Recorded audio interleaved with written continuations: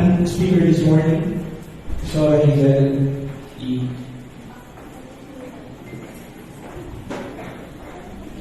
Praise God. Palagpahan po natin ang Panginoon.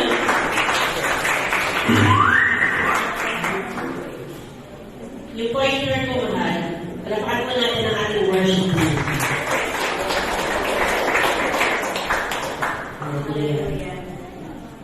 Palagpahan mo yung katabi mo.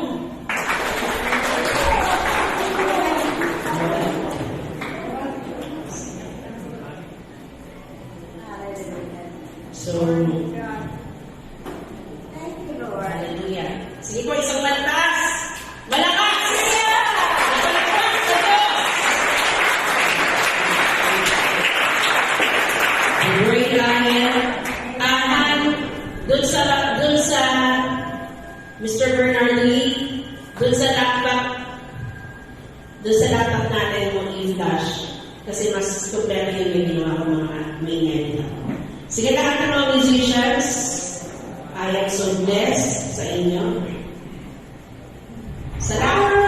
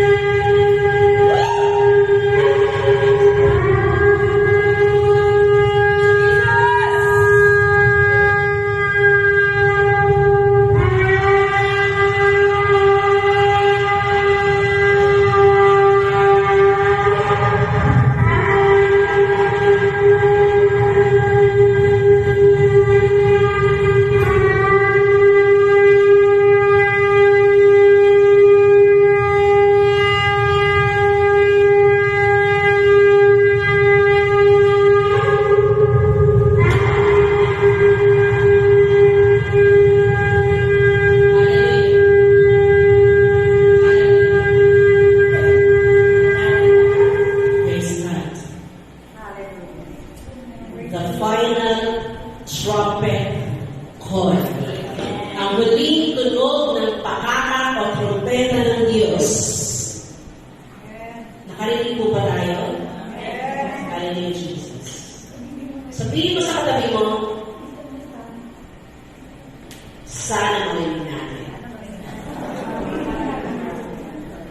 Hallelujah.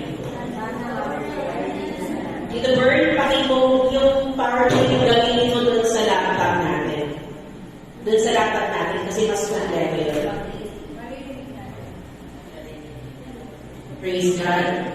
So HDMI lang yung transfer. Please use yung laptop lang natin. Okay, last, I have a confession to make and pinagpapray ko sa Panginoon hanggang this morning. And even in our worship. So, last week, ako po ay naasalit bilang song leader ng church. So, I made a preparation, talagang nag-fasting, I made time muna yun, isang pa ako, isipon pa sa sabi ko, Lord, please help me na magawa ko ng work na to. And, so, nag-practice, I was here before 7 a.m. in the morning. Ito na kami ng devotion, nag-practice kami. And then, natapos ang ating worship. Tapos ang ating worship. I was so down in my spirit. Na down pa ako sa aking spirit. Because I was, parang sabi ko naman, parang may kulang.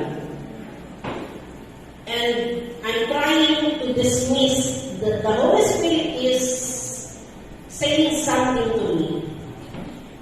And the Lord revealed and exposed what's in my heart. Nireveal ng Panginoon kami nasa puso ko. Walang problema sa mga songs. But the problem is in my heart. Matataas yung mga kanta. Dahil what are you trying to prove na? That you can reach the high notes. You wanted ang hirap magdala ng pagsamba, hindi ang tao, and everything that is happening from struggle sa akin. And then the Lord exposed my heart that it's not Him, it's not the Spirit of the Lord, but it's my human spirit. Nag-effort ako ng gusto without the Spirit of the Lord. At during our devotion ng Sunday evening na yun, I was crying to God. Sabi ko, Lord, I'm sorry. I'm sorry, Lord. And I'm thankful ako sa Panginoon kasi in-honor niya yung effort ko, but then He exposed what's in my heart. You know, everything, ang nilalaman ng puso natin, it will be exposed on that day. Ang motive ng heart natin, i-expose ng Panginoon. Pero nagpapasalamat ako sa worship team because I know we all tried. And that is, yung sinabi ko during the worship, yung sinasabi ko na, are we contented? Are we satisfied with our worship? That message is for me. The Lord gave that message for me. And I was really crying to the Lord because He exposed my heart. Salamat sa Panginoon kasi yung pagtatama ng Diyos sa puso natin, sa nilalaman, sa motibo natin, inilalahad niya. And hindi na ako ginudge, but He corrected me. Even until now, sabi ko, Lord, I want everything to be done in according to your will.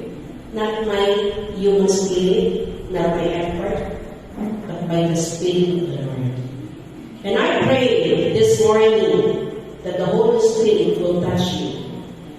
Not with the good diction, good content, with the good preaching, but with the Spirit of the Lord. Yun po ang humingo sa puso po natin. Kaya po tayo ay manalangin sa Panginoon. O Diyos, aming mga Father God, we come before you this morning.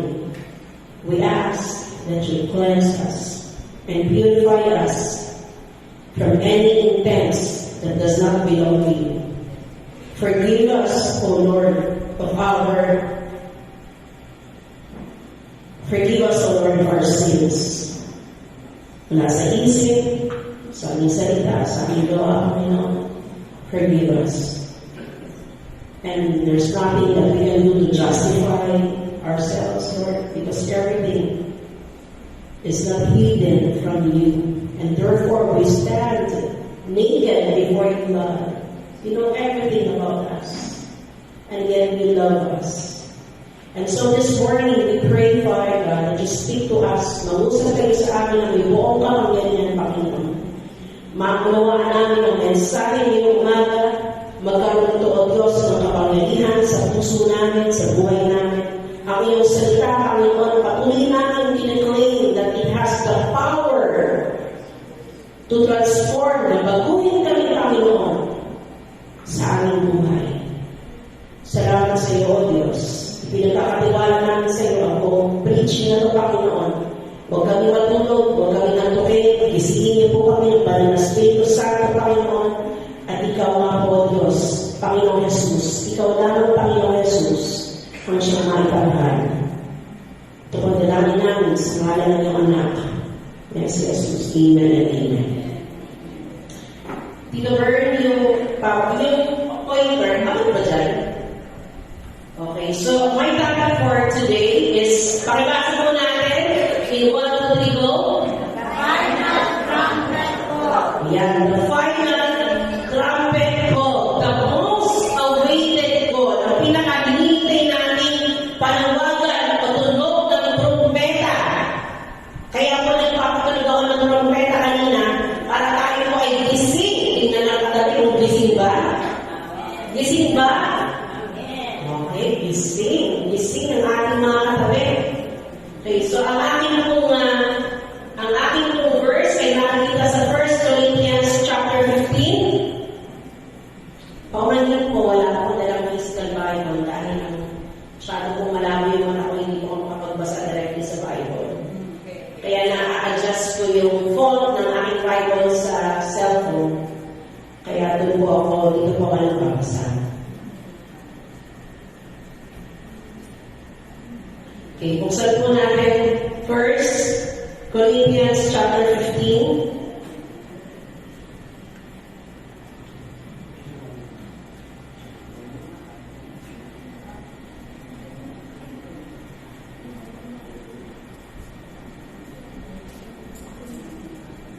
Yan. So, basahin po natin. This is the verse. Okay, makinig po tayong lahat. Tayo lahat, sapagkat ang ating pong goal ng preaching, the goal of our preaching today is that all of us will hear the final trumpet call. Ang goal po, ang layunin ng ating mensahe ngayong umaga, ang lahat po tayo nandito. Lahat po tayo makakarinig ng huling trompeta ng Diyos. Okay, sabi po dito, listen, I tell you a mystery. We will not all sleep, but we will all be changed. Sabi po ito na po sa Pablo, sa mga taga-Korinto, at ito po ay pinakamaral maging sa mga mananampalataya sa kapanahunan po natin ngayon. Sabi po niya dyan, hindi po tayo matutulog. Meron po isang hiwaga na mangyayari. Hindi po tayo matutulog, hindi po lahat mamamatay. Sabi po dyan, but we will all be changed. Tayo po lahat ay mababago. Tingnan niyo po in verse 52, in a flash, in the twinkling of an eye, sige nga po, kumisat mata kayo. Wala pa pong segundo yan. It is a millisecond. Pag kisat na kayo, kisat mata. Sabi dyan, in a flash, isang mabilis. In the twinkling of an eye, isang mata. At the last trumpet, pinakahuling trompeta na patuloy ng Diyos. Hindi po ito yung last trumpet, the second trumpet in tribulation, hindi po yun. For the trumpet will sound, papatulogin ng Diyos sa kanyang trompeta, the dead will be raised imperishable. Sino po mga patay na ito? Yung mga namatay na kay Kristo. Yung mga namatay na kay Kristo, sila po ay bubuhayin muli ng Diyos, imperishable. Ibig sabihin, hindi na mamamatay.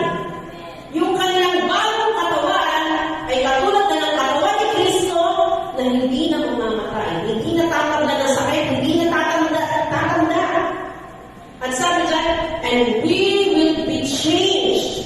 Tayo po lahat ay mababago.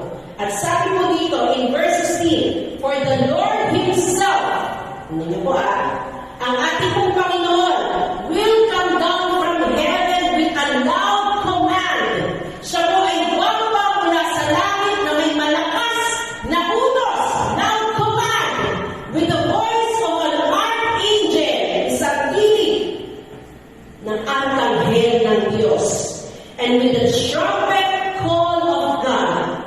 Muli, trompeta ng Diyos, the dead in Christ will rise first. Yung mga namatay kay Kristo, sila yung unang bubuhayin ng Panginoon. After that, sabi po dito, ni Paul sa mga Thessalonica, after that, we who are still alive, tayo po mga nabubuhay na may relasyon sa Diyos. Okay, tataas po tayo ng kamay. Lahat na may relasyon sa Diyos.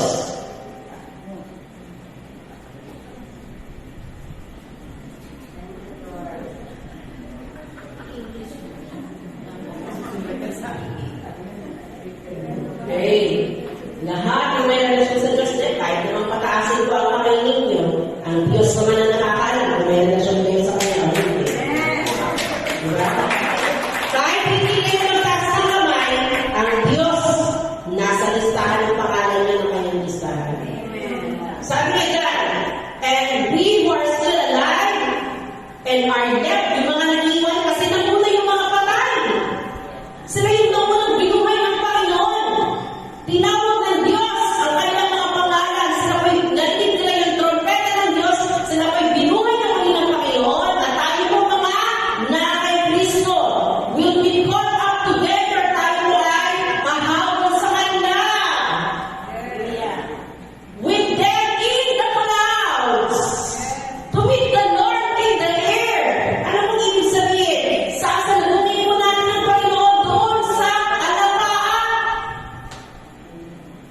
Gusto natin lumipad, lumipad. At that day of the final trumpet, tayo po ay sasalubong sa Panginoon. We are going to defy gravity. Dahil tayo ay sasalubong sa Panginoon doon sa alapaap.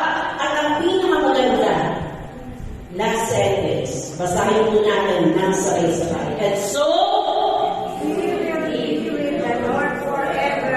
and so we will be with the Lord forever. Makakasama natin ang Panginoon magpakailanman. 1,000 years? No. Sabi na anak ni Tony Clark, 3,000? I love you, 3,000? No. It is forever. Walang hanggan. Hindi nababalot o nalilimitahan ng oras sapagkat ang Diyos, isang araw lang sa Kanya, isang araw ay 1,000 days sa Panginoon. So imagine ang eternity sa Panginoon. Hindi na tayo mapapahiwalay sa Kanya. Palagpalan na natin. Kaya hindi tayo nagpapaka-attach sa world. We do not attach ourselves to the world and to the pleasure of this world. Hindi tayo nagpapakamatay, habulin ang mga ino-offer ng mundong ito. Bakit? Ang mundong ito mawawala, malalaho. Pero ang lahat ng nangay Kristo forever makakasama natin siya. Sabi ko sa kanta kanina, how I long to breathe the air of heaven, where pain is gone and mercy fills the streets. Diba? Ito mercy, nagkalat na pala sa lansakan doon. Ano ibig sabihin? Yung kahabagan ng Diyos. Mararamdaman natin yung pag-ibig ng Diyos. Mararamdaman natin doon sa kaharian ng ating Panginoon. Excited na po ba kayo? Amen. Amen. So, tingnan po natin. Punta po tayo naman sa biblical study. Introduction and purposes of trumpets in biblical times. Ano po ba ang layunin ng propeta sa biblical times? Sabi po dyan, in biblical times, the trumpet was made from ram's horns called shofar. So, sa panahon po nila, ng lumang tipan ng mga Israelita, yung horn po, yung trumpet, gawa po yan sa sungay ng mga ram. So, ng mga male sheep. Yung mga tupang lalaki, meron po silang malalaki, may mas mahaba pa dyan, may mas malaki pa dyan. So, yan po ay ginawa wala po sa ganyang hayop. Pag sabi po dyan, in Numbers chapter 10, 1-10, at in Leviticus 23-34, the sounding of trumpet was part of Jewish custom. Ito po ay bahagi ng kanilang kultura, particularly in the wilderness experience. Lalo na po nung panahon na nasa ilang po sila, nasa desierto po sila, kasama nila si Moses. So, God gave instructions to Moses to sound the trumpet in many different occasions.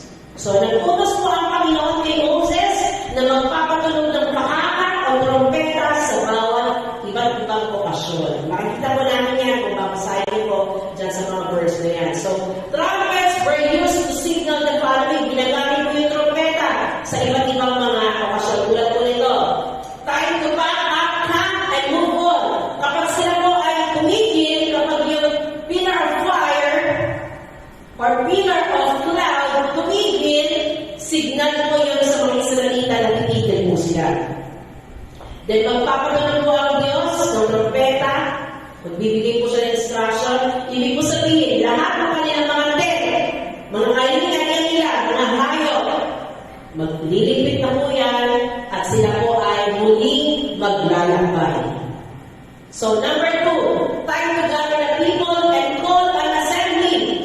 Pag nagpatawag si Moses, magpatulog na ng trompeta, tatawagin na yung mga tao. Bakit? Kailangan may mensahe ang Panginoon sa kanila.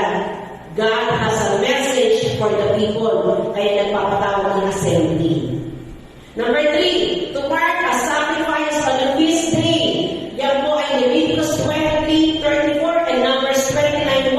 Kapag meron pong pista, Passover, unleavened bread, meron po silang pinapatulog nila yung pakakak nila o propera nila. A warning of war or danger. Magpapatulog po sila kapag meron po gera. May panganib. Magpapatulog po sila. And then to praise. Meron din po silang trumpeta na magpapasimula po ng pagsamba.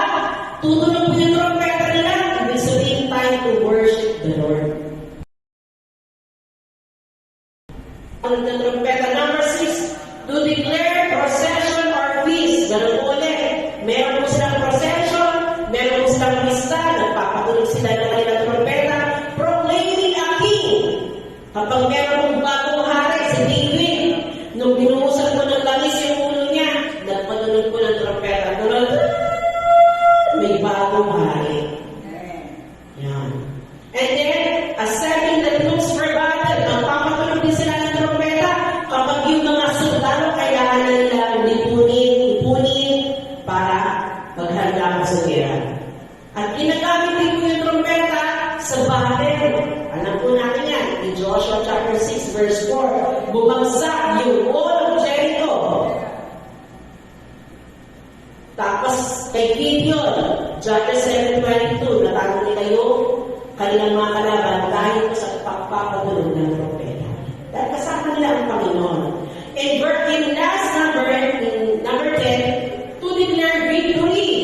Kapag natalo na nila yung kalaban nila, sila pa yung magpapatulog ng propeta. The war has been won. Panalo po sila.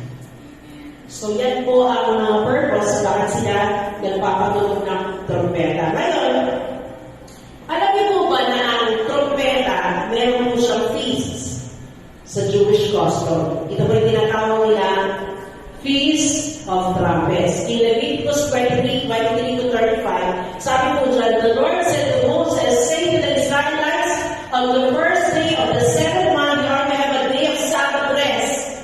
First day of 7th month, ikapitong buwan nila. Iba po ang calendar ng mga Jew. Sa calendar natin, we follow the Gregorian calendar, January to December. Sa kanila, they have their own calendar. Nag-start ang calendar nila from Nisan. I forgot the last month. So Nisan is their first month of the year. And they have 13 months. Tayo 12 months. So sabi po dyan, on the first day of the 7th month, kapitong buwan nila, unang araw, you are to have a day of Sabbath rest. Magkakaroon kayo ng araw ng pahinga. A sacred assembly. Magkakaroon ng pagtitipon ng mga Israelita to commemorate with a trumpet blast. Yung unang araw na yan, mag-gather ang mga Israelita at sila po ay magpapatulog ng pakakak ng trumpeta. Sabi ng Diyos dyan, do no regular work. Wala kayong gagawin. Araw ng pahinga yan. But, nakalagay dyan, present a food offering to the Lord. So, meron sila dala ng pagkain, mag-gather sila, magpapatulog ng trumpeta. Bakit? Anong meron po dyan? Tingnan po natin ang spiritual significance of the Feast of Trumpets. Napakaganda po nito. Alam niyo po nung inaaral ko, sabi ko, grabe, nakakatuwa. Nakakatuwa ang custom ng mga Israelita. Number 1, first, it is celebrated on the first day of the 7th month. Not all numbers are significant. Pero yung number 7, it carries a connotation of perfection or holiness. Ang number 7 po, ang ibig ko sabihin ito, ito po ay simbolo ng holiness or perfection, kabanalan, completeness, wholeness, pag sinabi number 7. Just as the 7th day of the 7th week is holy, 7th day, araw po ng Sabat, ito po ay banal sa Panginoon, araw ng Sabat at araw ng pananambahan. This is holy to the Lord, banal sa Diyos, kaya pala kayo nandito kayo ngayong linggo.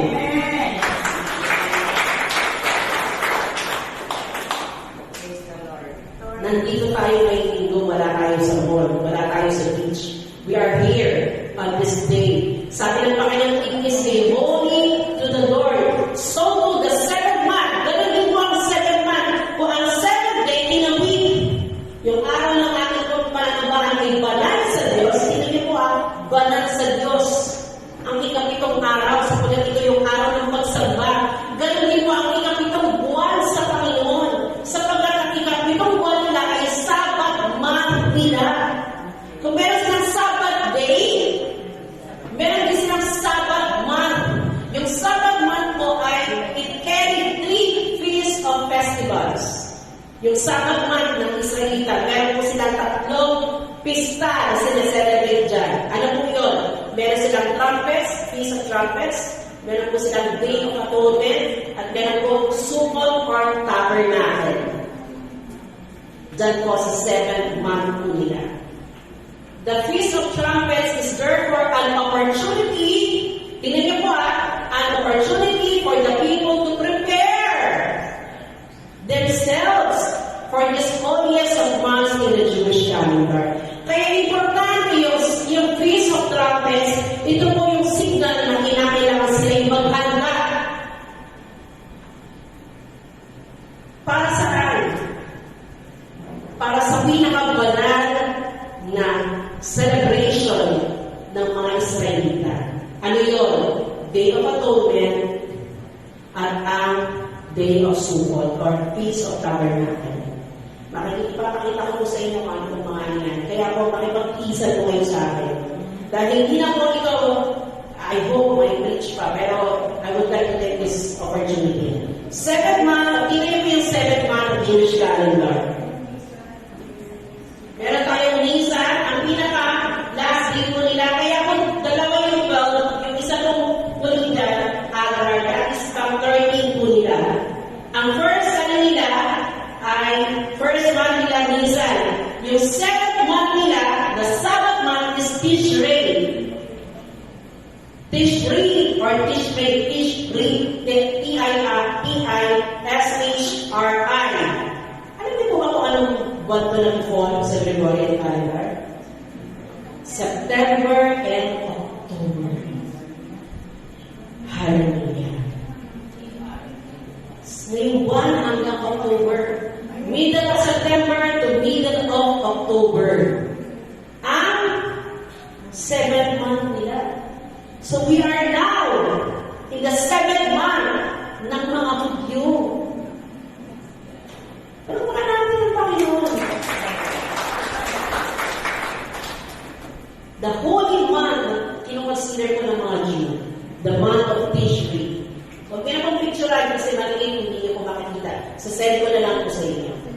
Second, bakit po mahalaga ang Feast of Trumpets? Elsewhere in the Old Testament, the trumpet blast is associated with God's power or presence. Kapag nagpapatunog ng trompeta, kailan po muna nagpatunog ng trompeta ang Diyos?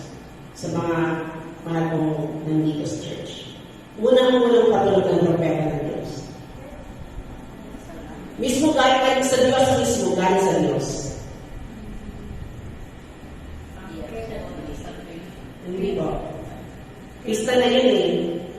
Ano yung una, mismo ang Diyos, ang amen ng Diyos na nagpatunog.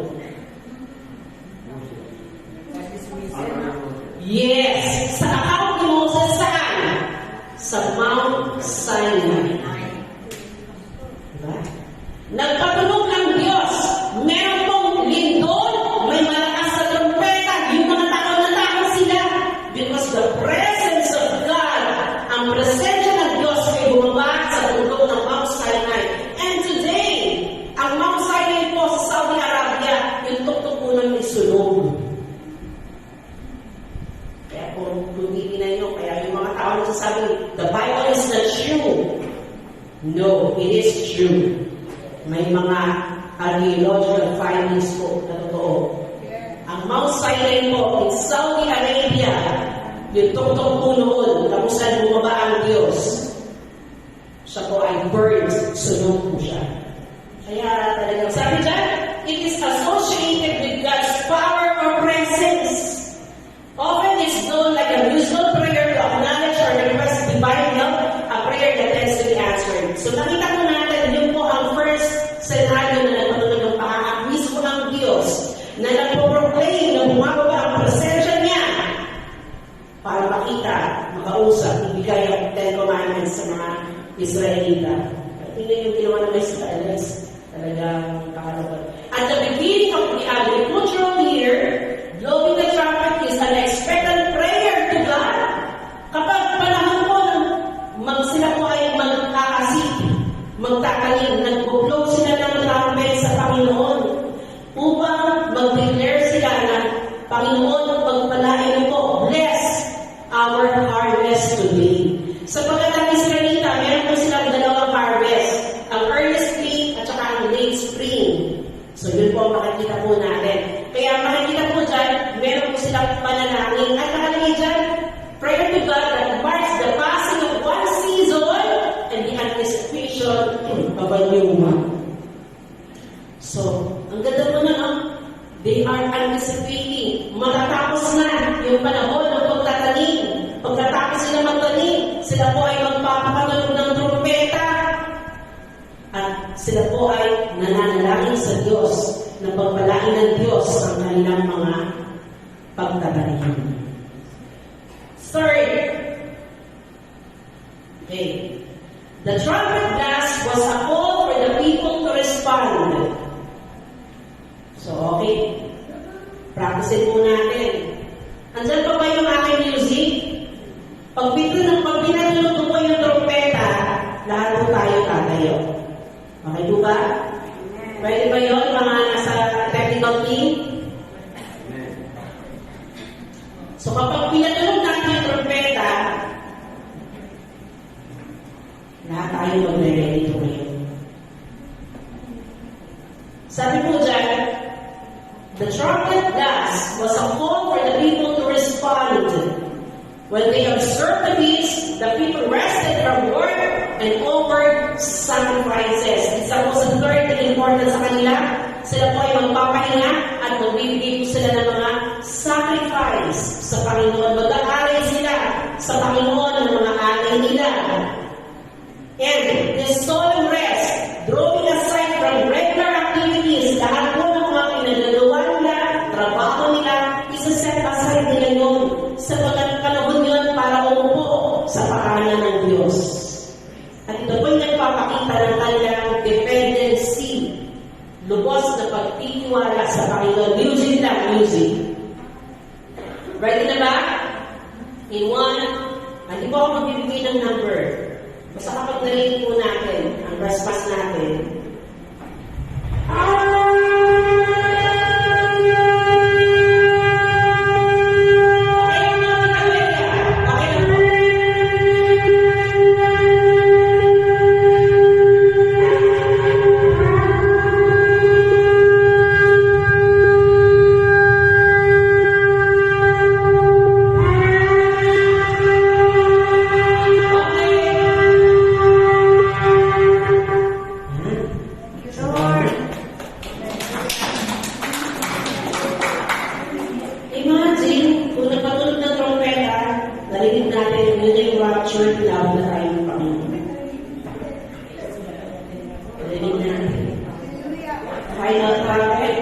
Huling tunog ng trumpeta ng Diyos. Hindi ka tutulog-tulog. Itabelya on that day. You will rise up with your feet healed, complete in the name of the Lord Jesus Christ. No more pain. No more sickness. No more sorrow. Wala na kang lungkot. Wala na kang kapigatian. Wala nang sakit. Wala nang arthritis. Walang cancer. In the name of Jesus, lahat ay papabuli ng Diyos. Kaya napaka-importante po na ang ating po relationship sa Panginoon. The trumpet call the people to prepare for the time later in the month when the high priest will enter the Holy of Holies. By resting, they remind themselves that the faithful God alone is their salvation. Hindi niyo po pag-sabat man. Sabat di, pahinga mo buong araw. Sabat man, pahinga mo buong buwan. Wala kang gagawin. Magsa-celebrate ka lang ng pista ng Panginoon. Paano ka magtatrabaho? Paano ang pagkakinan? Paano ka? Wala po. Bakit? Because ipinapakita ito sa hindi na Diyos sa lahat ng kanilang pangangailangan. Lahat ng kanilang kakainin. Buong buwan. Ngayon pa lang, buong buwan. Tayong lahat may sasama sa Panginoon. Hindi ako pwede dyan. May pasok ako. Hindi ako pwede dyan. Kasi hindi pa pwede hindi pumasok. May trabaho ako. Ay, ganito. Ay, ganyan. Ay, ganyan. Ang daming excuses sa kanilang walang gano'n.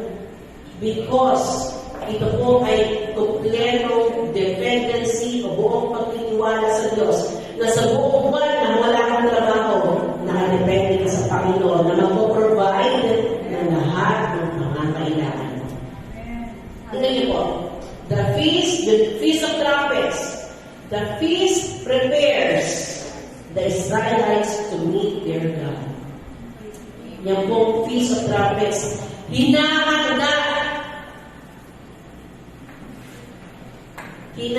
ang mga Israelita na umarap sa Diyos. Yan po ang Feast of Trumpets. Ngayon, meron po dyan akong tawag nilagay, Feast of Pesach or Passover. Yan po yung 4 na feast bago po mag-Feast of Trumpets. Yan po yung Passover. Inano ko po yung ibig sabihin ng mga feast na yan, in significance or in relationship to Jesus Christ. Kasi po ang lahat ng pista ng bansang Israel, hindi nila alam, hindi sila aware, lahat po yan ay may relasyon sa ating pong Panginoon. Ang Feast of Passover, yung sila po ay nagpahid ng dugo sa kanilang poste ng pintuan nila. Ang tawag po doon ay Passover o Pasqua, pista ng Pasqua. Ito po ay nagpapakita ng redemption o pagtubos ng Panginoon. Feast of Unleavened Bread, sila po ay magbe-bake ng tinapay na walang levadura, walang yeast para pambansa. Ito po ay nagpapakita ng sanctification, kabanalan sa harapan ng Panginoon. And it shows the need of repentance and cleansing. Kinakailangan mo meron kong pagsisisi at paglilinis sa ating mga kasalanan. Yan po yung Feast of Unleavened Bread. Feast of First Fruit, it talks about the resurrection of Jesus Christ. Ang una pong na-resurrect from the dead is Jesus Christ. And the next, sabi po dyan, Feast of Shavuot or Pentecost, Feast of Weeks, ang ibig ko sabihin yan, the 50th. Meron pong iaalay ang bansang Israel, dalawang tinapay, pinagpapakita na mga Hudyo at mga hindi. Tayo po, mga hindi tayo mga Hudyo. And ito po ay nagpapakita na pagdating ng Ruach HaKodesh, the Jewish name for the Holy Spirit. Ruach HaKodesh, the Holy Spirit. Yan po yung Feast of Shavuot or Feast of the Weeks, the Pentecost. Kaya nga po pagdating ng Rosh Hashanah, sabihin ako, Rosh Hashanah. Ito po yung Feast of Trumpets. Ayan na po yung preparation for the 2 most holy feasts. Wala po silang gagawin trabaho dyan. Yan po yung Star of David at saka yung propeta sa picture ko nakikita ninyo. Sumunod, Yom Kippur. Sabihin niyo po, Yom Kippur. Yom Kippur. The Day of Atonement. Forgiveness of sins, where the high priest would enter the Holy of Holies. Ang Yom Kippur po, ginagawa lang po ng high priest once in a year. Isang beses lang siya papasok saan? May holy, and then may Holy of Holies. Doon sa isang holy, sa Holy of Holies, na doon kung saan nandun yung Ark of Covenant ng Panginoon. Doon siya papasok. Isang beses lang yun sa isang taon. Na ginagawa ng saserdote ng mga Israelita. At siya po'y nag-aalay ng sakripisyo sa Panginoon para po sa kapatawaran ng buong bansang Israel at kapatawaran ng kanyang kasalanan. Pangatlo, sabihin niyo po, Sukkot. Feast of Tabernacle. It reminded them of their wilderness tent. Sila po ay nasa ilang, nasa desierto na nagtayo sila ng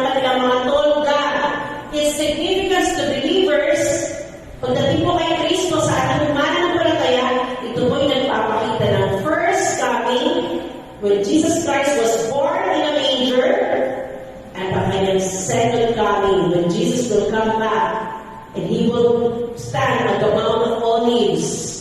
So, punta tayo sa Mountain of Olives, kasama ko ng kanyang mga heavenly hosts. The second coming of Jesus Christ. Nakasakay po siya sa kabayo po niya, at siya po'y makikipagdigma. The second coming of Jesus Christ. Now, the final trumpet.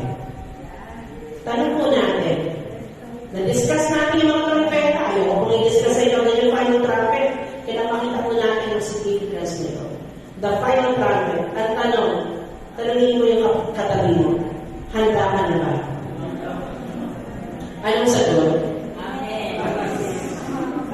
Handa na ba?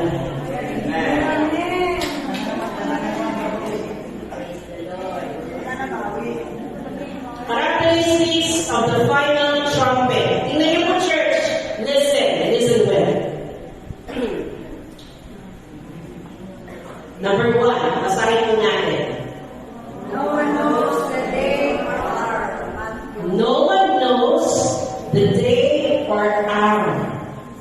Walang sino man nakakaalam kung kailan ipapatulog ng Diyos ang kanyang huling trompeta. Ang Diyos lang kung siya nakakaalam. Number 2, basahin po natin sa sabay-sabay.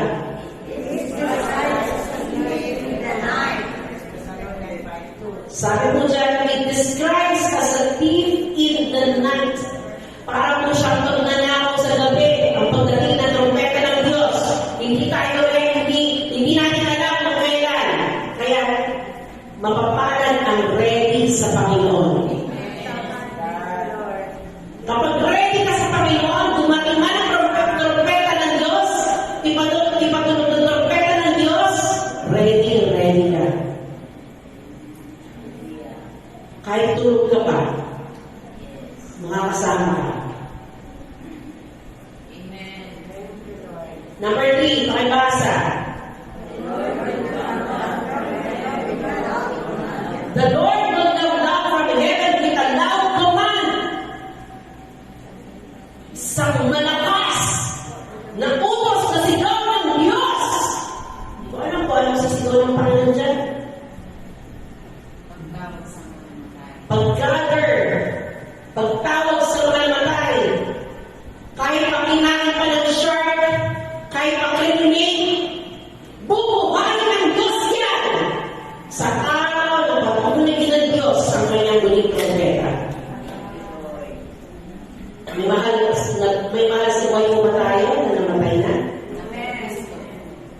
Yung namatay kay Kristo, ha? Yung may pananampalataya kay Kristo Jesus. Yung mga tao po yun, kapag namatay sila ninang-ninda, nanay Benet, Tatay Mari Guzman, sa araw na yun, napapatulogin ng Diyos. Sila po ay babangon mula sa mga patay.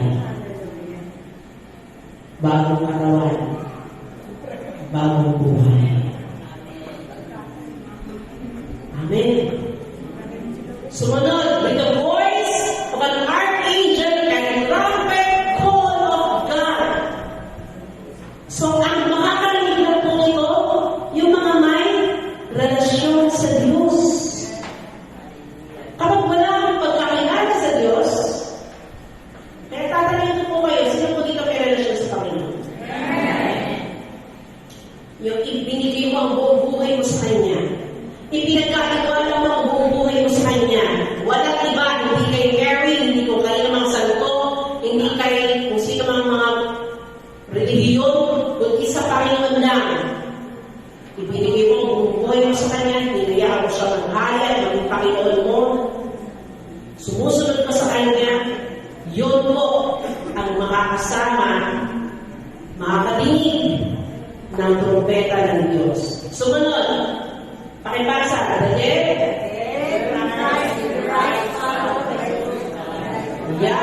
the dead in Christ, yung mga namatay muna, sila po unang-unang tatawagin ng Panginoon, susunod po tayo mabuhay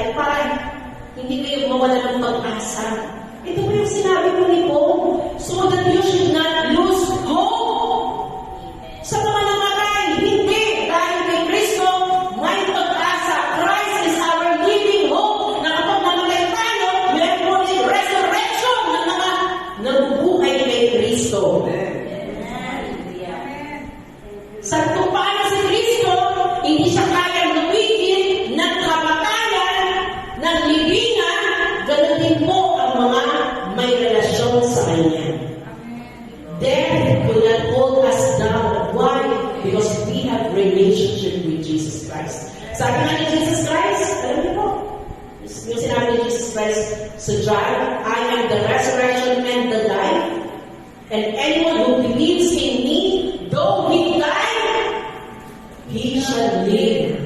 Sabi ng Panginoon, ako ang muling pagkabuhay at buhay. Ang sino mang manampalataya sa akin ay siya ay mamatay, siya ay muling bubuhay ng Panginoon. Kaya, we can defy death because we have Jesus in our lives.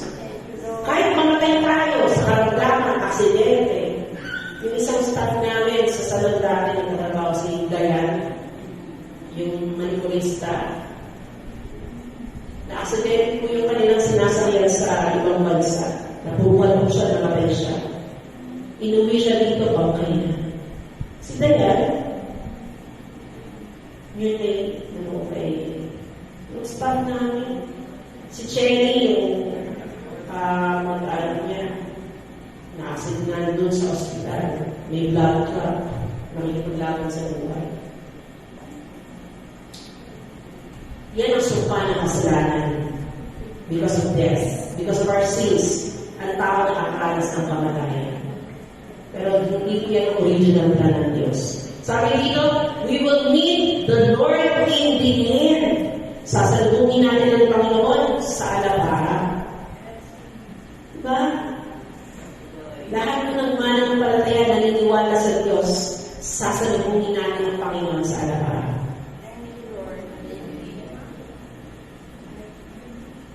Patulungin nga ulit natin yung trompeta.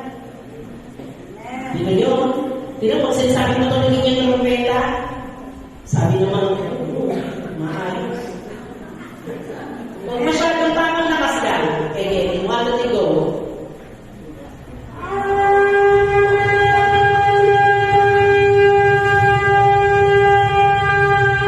Okay, tama na. Yan. Diba? Hindi ba niya okay lang kahit hindi ka pala? Okay. So, titignan po natin. Kasi po yung salitang rapture, wala po siya sa Bible. Pero in Greek words, sapagkat ang 1 Corinthians at ang 1 Thessalonians, sinulat niya sa salitang Griego, ang ibig po sabihin ng call up ay ampazo, na kung titignan po natin, ito po ay rapture, or in our English term is rapture. Kaya may word po na, kaya kung yung salitang rapture, hindi siya makikita in the original context, but in Greek, yung pong ibig sabihin ng call up, rapture po yung hampazo. Kaya kung titignan po natin dito, hindi ko alam kung mababasa po ninyo. Nakalagay po dito ang ibig sabihin ng kaibahan ng rapture, the rapture of Jesus Christ, and the return of Jesus Christ. Hindi na po makikita yan. Basta ang nakalagay po dyan, ang mga mananampalataya ay umuwi ng Diyos before the day of wrath. Sa araw po na ibubuhos ang Diyos ang kanyang galit sa lahat ng masama. Ibig sabihin, sabi na ng isang verse, I forgot the verse, prepare, sabi mismo ni Jesus Christ, prepare that you are worthy to escape the day of wrath. Yan, sinabi mo yan ng Panginoon na maging handa ka, manalangin ka, na ikaw ay makakanta sa araw ng Day of the Lord. Yung Day of the Lord is araw of vengeance. Pag sabi vengeance, yung galit ng Diyos na ibubuhos niya sa buong mundo. Ay, hindi yung COVID, wala pa yung COVID. Hindi pa wala pa sa alikin yung COVID. Pero yung the coming of Jesus Christ, it concludes the day of wrath. Nakikita niyo ba yung difference? Pag darating na si Jesus Christ, second coming, makikita siya ng buong mundo, matatenway siya.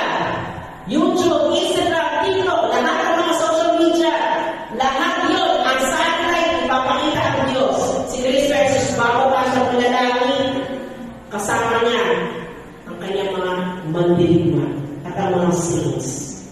Kasama nilang bababa. Yan po ang difference ng rapture at saka the second coming of Jesus Christ. At darating nga si Jesus Christ sa pagkatapos na maranasan ng buong mundo ang kahirapan. rapture, sa oras at araw na hindi alam ng tao, kukunin ng Diyos ang mga sumasampalataya sa Kanya para iligtas sa araw na paghuhukom ng Diyos sa buong mundo. Nakikita niyo po dyan sa sa pangalawa, Christ gathers His own. Sa rapture, Christ gathers His own. Christ comes to reward. It's a time of blessing and comfort. It involves believers only, and then tribulation begins, the pre-rapture.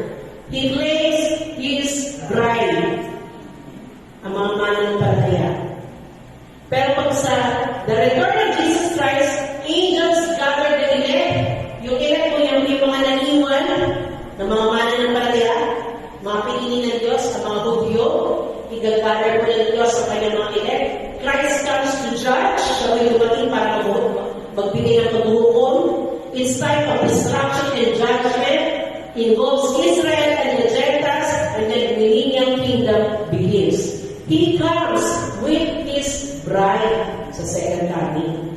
Kasama darating ng Panginoon ang mga mananampalataya na nag-participate sa first resurrection of the saints. Kasi po may dalawang resurrection eh. Yung unang resurrection sa lahat ng mga mananampalataya na may pagkakilala sa Diyos. Yung second resurrection, ito ay bubuhay ng Diyos ang mga wicked, ang walang relasyon sa Panginoon. Bubuhayan sila ng Panginoon, incorruptible body, hindi namamatay, pero sila po ay haharap sa Diyos sa paghuhukom. Kaya bubuksan ng Panginoon ang dalawang aklat, the book of life.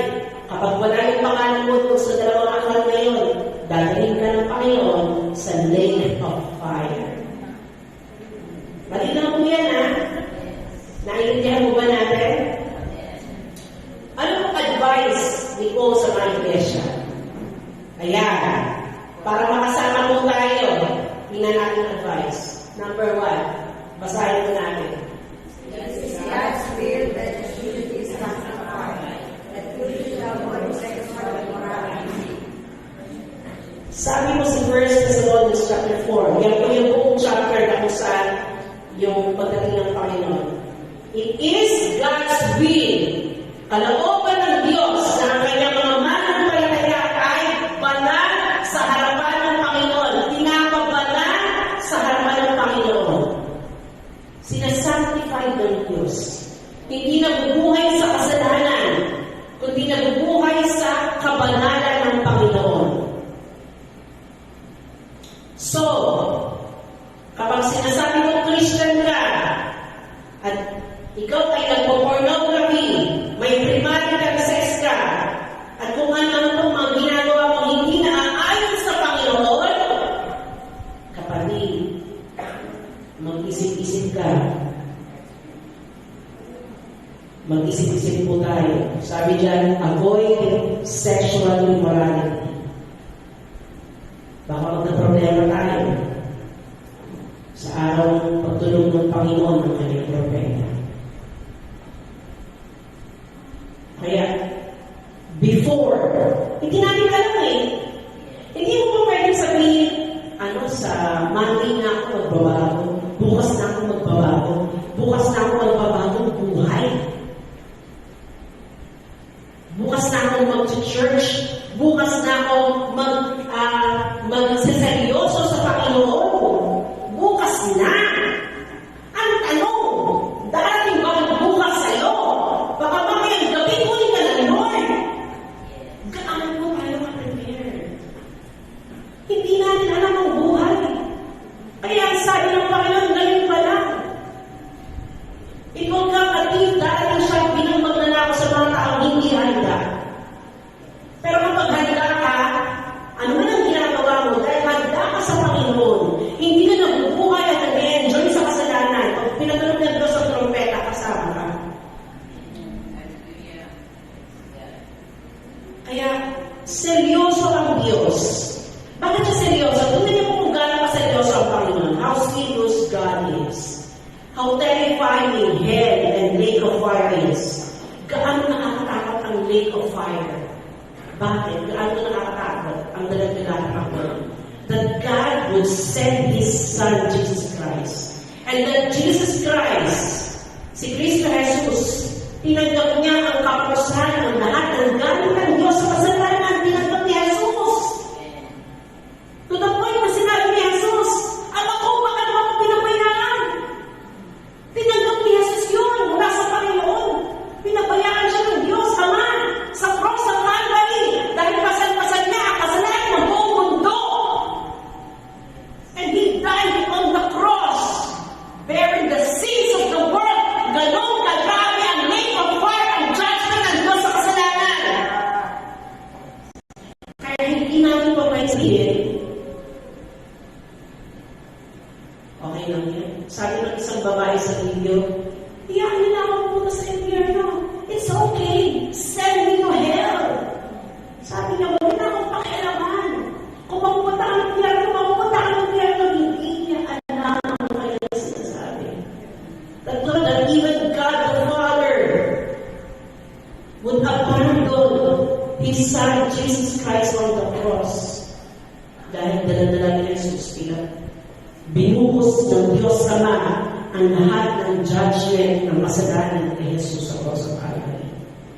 Tapos ikaw, tayo, ang tingin natin sa salvation natin, ganun-ganun lang. Naglalaro tayo ng apoy, pinaglalawan natin ang kasalanan, okay lang. Monday, Tuesday,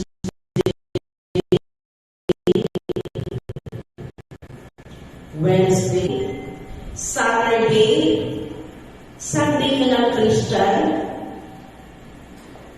Sunday ka lang Kristiyano, mula Monday hanggang Saturday, nasa world ka. Do you think ganun ang ano ng Panginoon? Hindi nagbibiro ang Diyos, mga kaibigan, mga kapatid. Hindi siya nagbibiro. When it comes to holiness, napakbanal ng Panginoon. Because yung kabanalan ng Diyos, it cost Him the life of His dear Son, Jesus Christ. Anong kabanalan ng Diyos? Para lamang i-redeem, tumusin ang mga taong militar niya. Dahil hindi lahat ng tao ay anak ng Diyos. Isang malaki kasinungalingan po yan. Hindi lahat ng tao anak ng Diyos. Sabi sa John 1:12, binigyan niya ng karapatang maging anak ng Diyos. Ang sino ba? Tumanggap, sumampalataya sa Kanya, kay Jesus. Yun lamang yung may karapatang maging anak ng Diyos. Anak ng Diyos, anak ba ng Diyos, yung mga taong nagsisinungaling, mga taong pumamatay, taong mga rebelde, walang pagkakilala ng katao sa Diyos, anak ba sila ng Diyos? Hindi. Hindi ka sila ng Diyos, yes. Hindi ka ng Diyos. Wala akong problema dyan. Pero ang anak ng Diyos, yun lamang kung na-born again. Tanungin mo yung katabi mo, are you born again? Pag tinanong niya po, hindi niya po yung sagot. Hindi yung tinanong mo na, are you born again? Are you born again? Kasi, kapag hindi ka sigurado, maging honest ka. Hindi ka sigurado. Dahil mamaya, magpapatawag tayo ng prayer dito.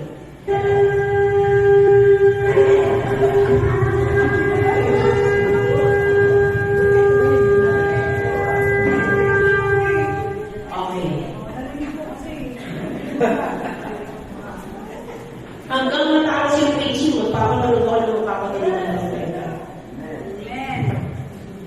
Kasi, kapag hindi ka sigurado ng born again ka, maging honest ka. Huwag mong sabihin ay born again mo, kahit hindi ka sigurado, para lamang hindi ka masabi, hindi ka pa born again, ay, ano ba yan? Hindi ganun. Kung hindi ka pa born again, to be honest, para matulungan ka ng church. Kapag hindi ka born again, ang katabi mo, ipag-pray ka. Sumunod ka sa prayer, manampalataya ka sa Panginoon. Yun lang naman. Yun ang nais sa Panginoon sa atin. Sumunod. Pakibasa. 1, 2, 3, go! Each of you should learn to control your own body in a way that is holy and honorable. That each of you, ibig po sabihin, isa-isa po tayo. Dapat, should learn. Ano naman po sabihin should learn? It is a must. It is necessary. Dapat natin gawin na kontrolin yung ating katawan sa kabanalan at karangalan ng Diyos. Kasi sabi natin, we are sons and daughters of the King. Pero para po tayo mga pulubing. Pulubing mamuhay. Hindi ka honorable. Para yung prodigal son. Ang yaman-yaman na tatay niya. Anong kinakain? Yung pagkain ng baboy. Kumakain ba tayo ng pagkain ng baboy? Yung buhay ba natin nag-i-enjoy sa lumluman ng baboy? Sabi ng Panginoon, holy and honorable. Pag nakikita ka, ano nagre-reflect sa'yo? Pag nakikita tayo, ano reflection? Si Jesus ba? Kasi He is in man. Si Jesus ba ang nakikita sa atin? Pag nasasalita tayo, pag namumuhay tayo, pag umikilos tayo, sinong reflection na nakikita sa atin? Dapat talaga si Jesus. Dapat talaga si Jesus. Dito sa church, si Jesus! Pagdating sa bahay, wala na. Nakalimutan na yung kabanalan. Nakalimutan na yung karangalan. Galit ba kayo sa akin?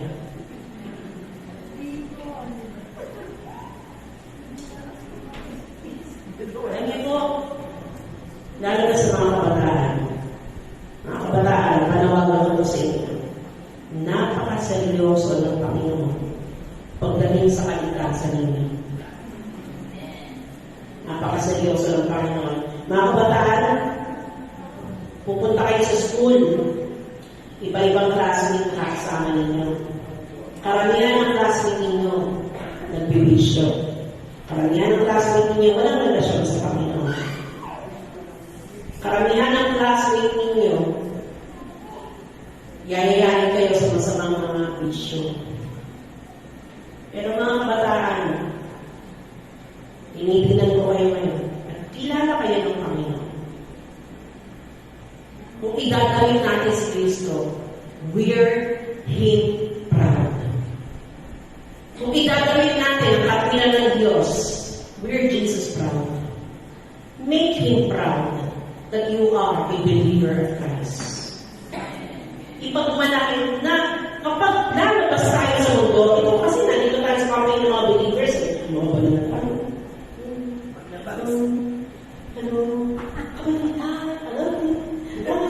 Ang ganyan tayo, diba?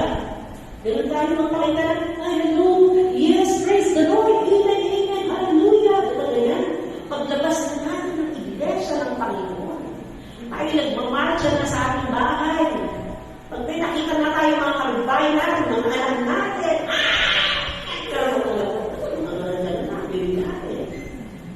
reflection pa ba ng Panginoon? Ang buhay natin? Pinapraise ko yung Panginoon sa sarili ko dahil hindi pa ako nagmamagaling. Hindi pa ako nagagaling-galing.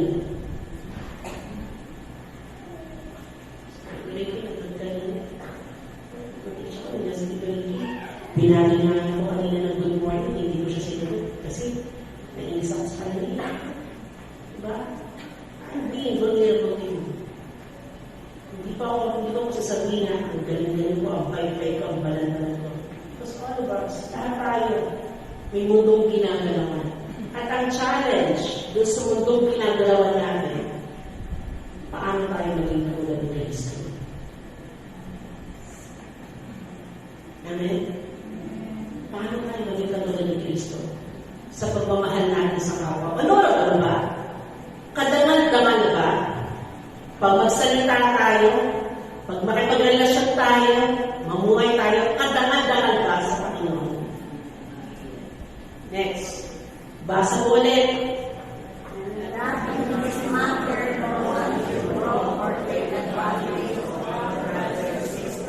Sabi ni Jeremy, this matter. Dito sa usapin dito, sabi ni Paul, no one should wrong or take advantage. Walang sino man sa inyong mga mananampalataya ang samantala sa inyong mga kapatid sa Panginoon. Huwag tayo magsamantala sa kahinaan.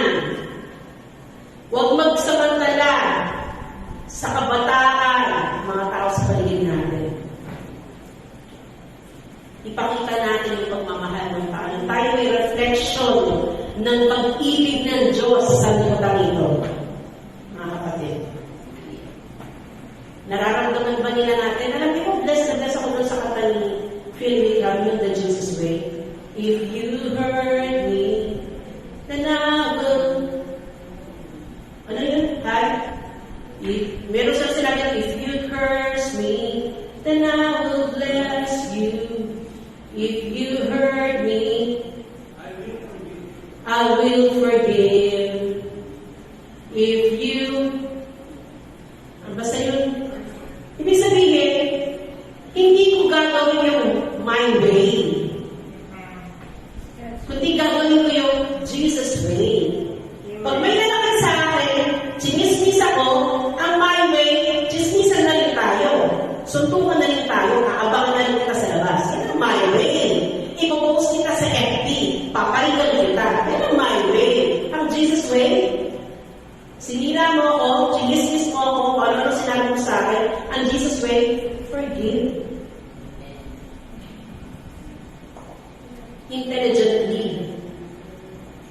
Magpapatawad ka. Yan ang Jesus way. Sinaktan ka, mahalin ko pa rin siya. Yan ang Jesus way. Ang my way, gantihan tayo. Sige, gantihan. Ano naman? Yan ang my way. Yan ang way ng tao. Pero ang way ng Lord, hindi. We forgive. Kasi si Jesus, yun siya. Pero sabi ng Panginoon, be wise be gentle as thou, be wise as serpent. Alam natin kung paano natin gamitin ang karunungan ng Panginoon. And you love all of God's family. Do so more and more. love God's family. Don't destroy the family of God. Ingatan natin ang pamilya ng Diyos, ang sambahayan ng Diyos. Do so more and more. Kapag may nangangailangan sa church, tulungan natin, ipag-pray natin, damayan natin, dalawin natin. Yun ang kayang ipapwede natin gawin bilang iglesia ng Panginoon. Amen? Amen. Para maging bahagi mo tayo, higit sa lahat, siguraduhin mo meron ka talagang pagkakilala sa Panginoon. And to make it your ambition to lead a quiet life, you should mind your own business. Lead a quiet life. Huwag mo tayo maging sa marites, yung business mo natin. Ibig sabihin, huwag kang laging, ay, ano yung ginagawa ko dyan? Lagi na lang nakasamsong tayo sa mga istorya ng ibang mga tao. Sinabi mo yan dyan sa same chapter ni Paul. And work with your hands. Ibig sabihin, maging masipag. Maging masipag. Tayo ay maging masipag sa Panginoon araw-araw. Kapag estudyante ka, huwag kang hintay, nagsuspension ng klase mo, na umambod lang ang nandito ulan. Pumutok ang paan, hintay ng suspension ng klase, dahil pumutok ang paan. Pag pumutok ang tigyawan mo, hintay ka pa rin ng suspension ng klase. Kapag estudyante ka, pagsikapan mag-aral. Huwag yung post sa FB, kailan ba ang suspension ng klase? Nakahagad ako sa mga estudyante na ganyan na nag-post. Dami mga bata na hindi makapag-aral sa ibang mga katribuhan natin. Tapos kayo, you have all the ability to study hard. Naghihintay ng suspension ng klase. Ang sarap ko rin ng singit. Ano ba? Kailangan natin pagsikapan natin. Pag ikaw ay anak, marunong ka sa loob ng bahay, nagsisipag, nagtatrabaho, para sa Panginoon, para sa pamilya, para kanino ka bumabangon, para kay Kristo. Hallelujah. We live for God. Work with our own hands. Hindi po tayo nakaasa sa iba. Amen.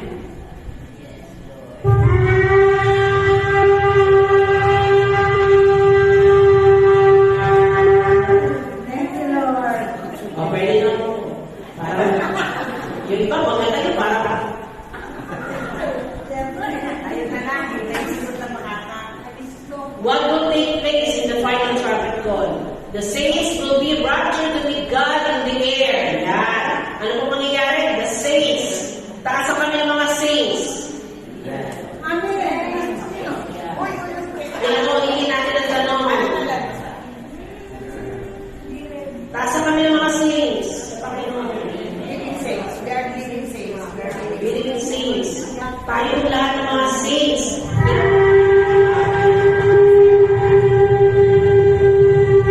Okay, sige. Very good. Thank you. Wala akong sabi sa ano. Talagang pastora. Success. Trumpets. The dead will be raised imperishable and we will be changed.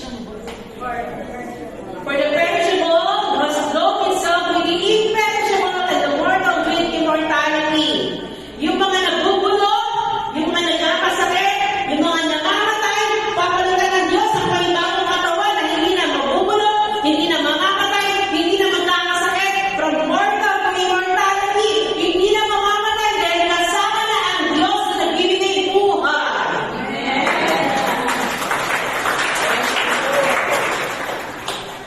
Kaya mga kaibigan, mga kapatid sa Panginoon, lahat ng may pagkakilala sa Kanya, may pag-asa.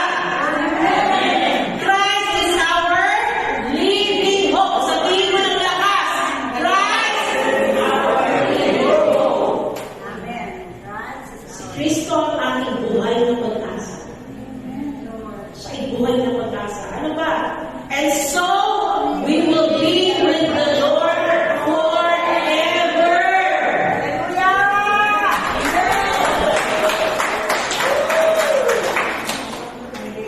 Pag sa Panginoon, lahat ng pinaghirapan mo dito sa lupa, lahat, sabi ko nga sa isang batasan namin, nagpapamatay tayo dito magbayad ang bahay sa matindi. Yung bahay natin dito, basbusin. Damit natin, basbusin. Sa langit, may mansyon ka, kapatid. Nagkakabilan ka ng kalawalhatian ng Panginoon. At hindi ka na magkakasama pa. Dahil kasama mo ang Panginoon. Yung buhay natin dito, puro pain. Diba? Puro pain. Puro iyak. Puro lungkot. Puro kapighatian. Kawalan. Sa Panginoon, lahat ng yan, papalitan niya. Kaya Christ is our living hope. Basahin po natin, the final trumpet call is prepared for the saints, those who love His appearing. It is the final call of God to His children to meet and be with Him for eternity. So yung final trumpet call, ito po yung paghahanda. Lahat natawagin ng Diyos. Lahat na may pagkakilala at relasyon sa Kanya. Bata, matanda. Ready pa sila Asher? Sila Hagay? Sila Solomon? Ready pa? Ang mga teens? Ang mga young people? Young couples? Cedars? Naku, mga kaibigan. Kapag may mga bisyo pa tayo dyan, kapag mayroon pa tayo mga nilalarong kasalanan, bitawan na natin. It is sown in dishonor, it is raised in it is sown in weakness, it is raised in power. It is sown in natural body, it is raised in spiritual body. Tingnan niyo po yung opposite.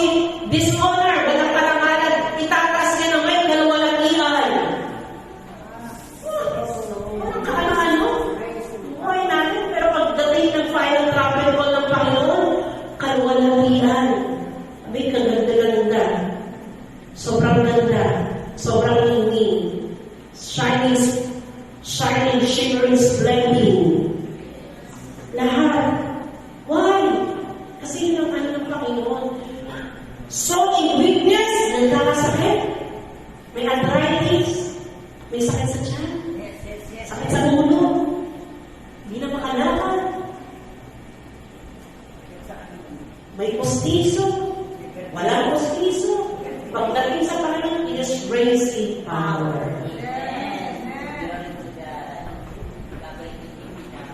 Yes, ibabalik yung ipin po ninyo na rin. Babalik yung ipin natin. Wala nang gray hair. Hindi na po tayo kailangan magpa-kulay.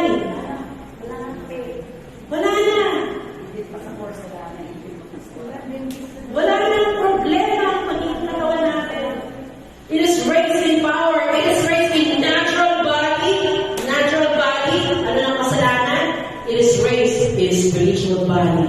Wala nang remembrance of death and sin. That's the final trumpet call ng Panginoon.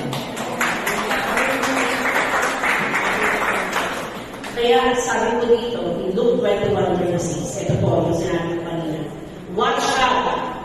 Sabi ko ni Jesus Christ, watch out and keep praying that you can escape all that is going to happen and that the Son of Man will be pleased with you. Watch out. Patuloy po tayo ng naman. Alam niyo po ang prayer namin. Prayer ko lagi sa devotion namin ng asawa. Ang lagi ko mong prayer sa Panginoon. Sabi ko, Lord, I pray. Kami mga anak mo, kami mga mananampalataya, hindi kami makabilang sa mga manlalamig sa huling panahon.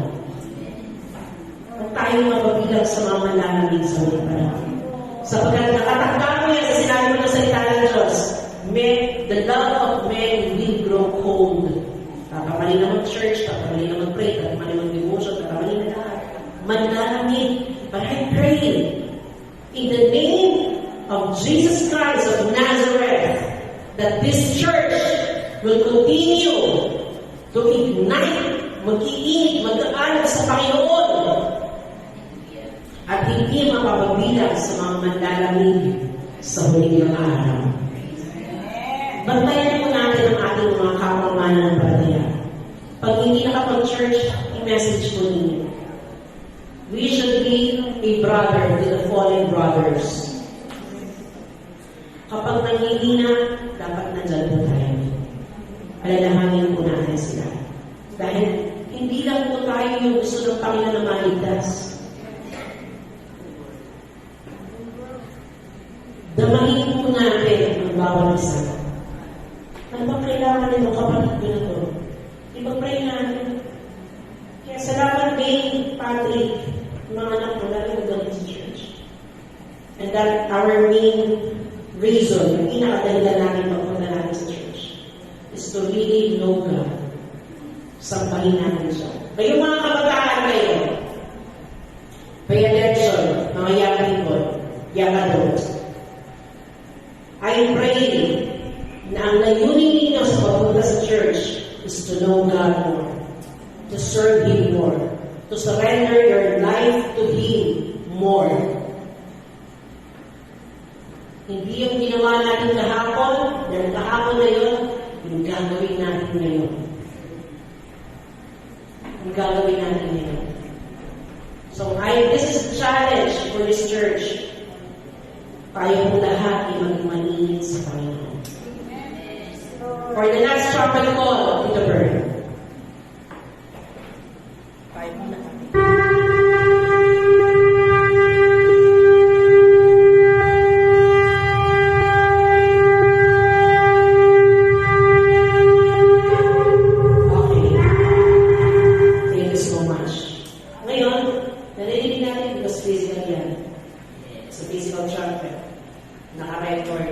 Naka-record sa YouTube yan.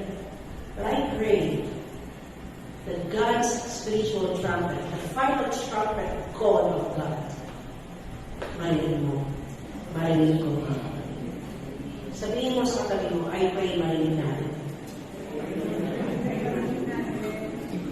Okay, before bago po tayo magkaroon ng prayer, go to your family. Pray. Pray the prayer of salvation. Kung walang pamilya, i-adapt sa family. Pastor Alex, kami mag-pray si Kevin. Kay Kevin ko kayo, Pastor Alex. Sige, lahat ng family, mamaya ka doon, kung walang pamilya, go to those people. Pray.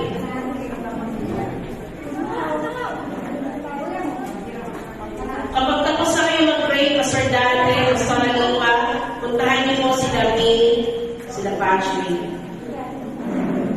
Okay. Secure your family in prayer.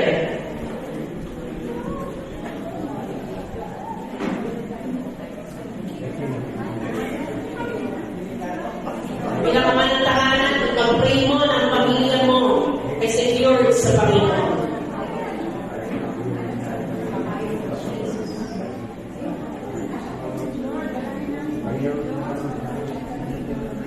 Jericho, pupunta ka naman.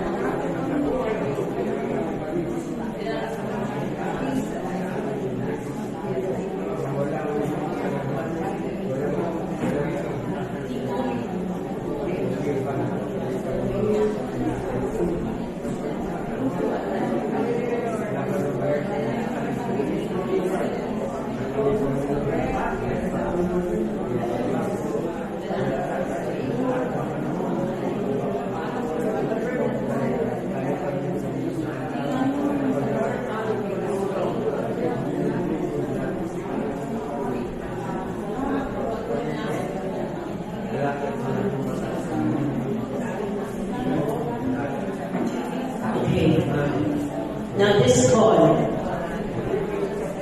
is a call of salvation, repentance. Kung hindi ka sigurado sa relationship mo, sa buhay mo, gawa ng matanda na, kabataan, ini-invite kita dito sa harapan. You want to be sure of your relationship with Jesus Christ. Gusto mong maging sigurado sa buhay mo. Gusto mong maging sigurado sa relationship sa Panginoon. Gusto mong maging sigurado na makakasama ka sa pagtulong ng trumpeta ng Diyos. Gusto mong lumapit ka dito sa harapan.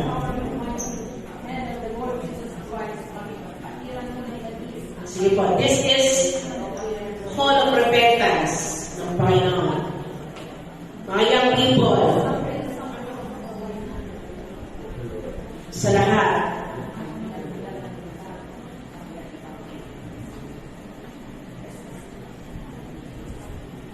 kung hindi ka pa sigurado,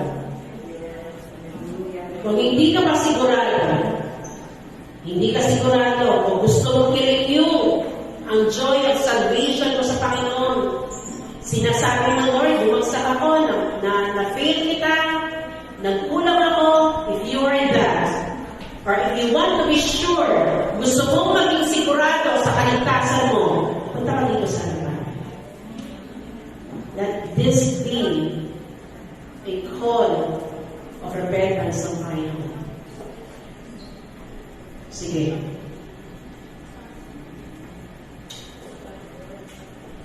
Mga young people,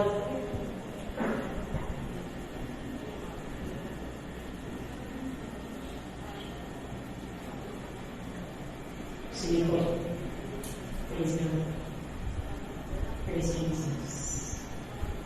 Praise Jesus. Praise Jesus. If you're not sure, hindi pa nangagapan ko ito. Again, hindi ako magpumamili. But I pray that God will speak to your heart right now. Not by power, not by flesh, not by human spirit. The Spirit of the Lord, ang Espiritu ng Diyos, ang siyang mangusap sa iyo. Kung gusto mong magkaroon ng relationship sa Panginoon, seryoso, relasyon sa Diyos, o gusto mong itakwil at humingi ng tawad sa Panginoon sa mga bagay na nagawa mo at ginagawa mo, I want you to come forward. Come forward. Lumapit ka. Come forward. I'm speaking to you. Kilala mo yung sarili mo. I want you to come forward. If you want to be sure, hindi ko nakakahiya na dapit ka dito sa harapan. God will be honored. If you want to be sure, gusto mong masigurado sa kaligtasan mo, I challenge you to come forward. Come forward.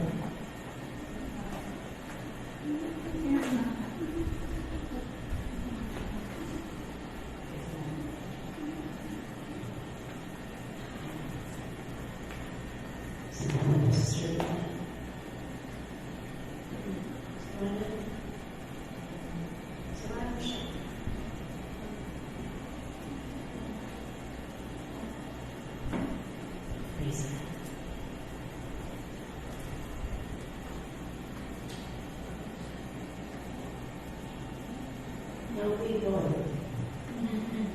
Young people I'm calling last call. If you want to be sure, gusto mong maging sigurado na i-offer ang buhay mo sa Panginoon. Ganun siya ka. Kahit bata ka, so maraming ka sa Panginoon.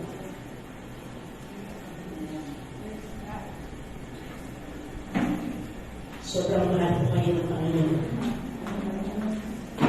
Sobrang mahal ng natin kayo ng Panginoon. Mahal people. Mahal na mahal kayo ng Panginoon. Yung pagdapit nyo ngayon agad dito sa harapan. Let it be your obedience to God. Pagsuko niyo ng buhay sa Panginoon. Pag-declare niyo sa Panginoon, Lord, patawarin niyo po ako. Nagkasala ako sa iyo, nagkulang ako sa iyo, Panginoon.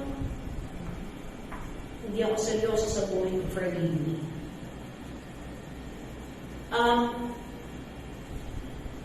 Huwag kayo pumunta ko, napilitan lang kayo.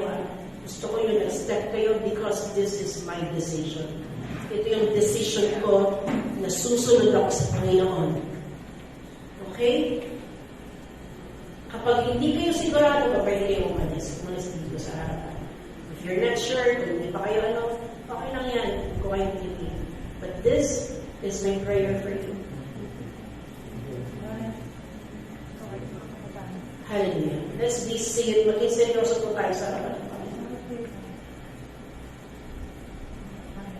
This is the time, sasabihin natin sa Panginoon, Lord, ikaw ang Panginoon ng buhay ko. So let's pray. Pag-i-prayer tayo, people, this is serious. Very serious. The Holy Spirit is here. Nandito ang Panginoon. Alam niya ang puso niya. Sabihin mo sa panalangin, sabihin mo, Panginoon Jesus.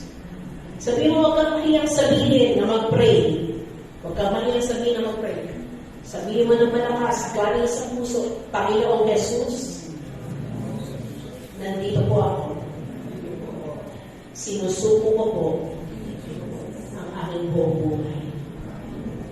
At huwarin niyo po ako sa lahat ng aking pagkakasala. Salamat po, Panginoon, dahil namatay ka sa krus para bayaran aming kasalanan. At sa araw na ito, nagdidesisyon ako na sumunod sa iyo at gawin kang Panginoon ang aking buhay. Salamat po. Amen. Pastors, let's gather around and pray.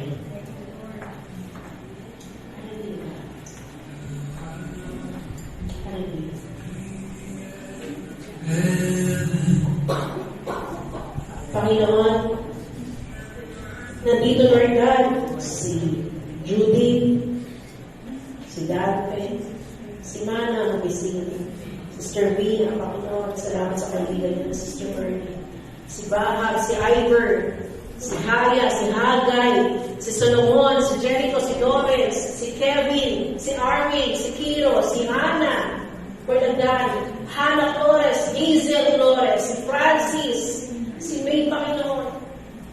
Lord, senyuhan niyo ang bawat isa sa kanila. Nasusunod sila sa iyo, Panginoon. Kung manghina man sila, palakasin niyo sila. Kung magdabakan sila, ikayo po sila, Panginoon. At dalangin mo po, Panginoon, sa araw naman na nag-desisyon sila ng seryoso sa iyo. Panginoon, sa pangalan niyo. Ingatan niyo po sila. Yes, Lord. Ingatan niyo ang kanilang kaligtasan, Panginoon. Nang sa ganon, sa huling araw na pagdating mo ang iyong trompeta, maririnig namin, Panginoon, ang pagtawag niyo upang kami po ay makasalan ng siyong pangalan ng Diyos. Kung dalangin namin, Panginoon, sa pangalan ng iyong anak na si Jesus. Amen.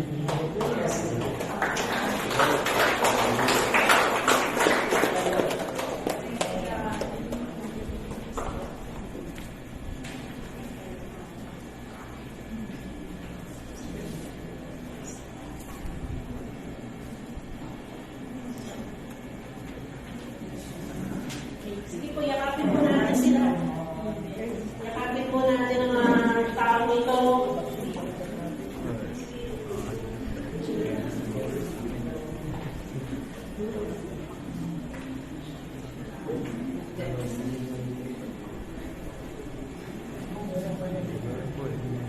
Hindi na po kayo lumalis ako.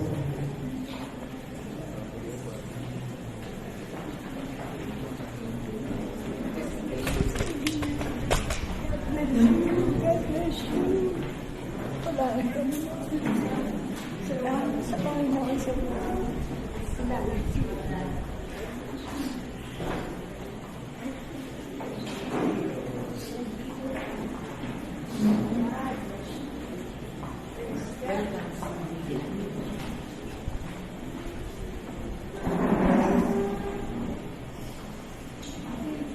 The word of the Lord has power. Alagaan natin kayo sa kanilang. We will take care of you in our prayers. So, parapan po natin ang Panginoon.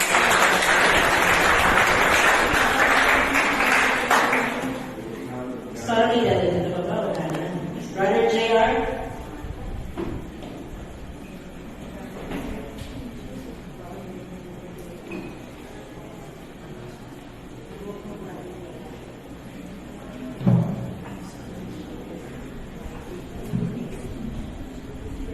Okay po.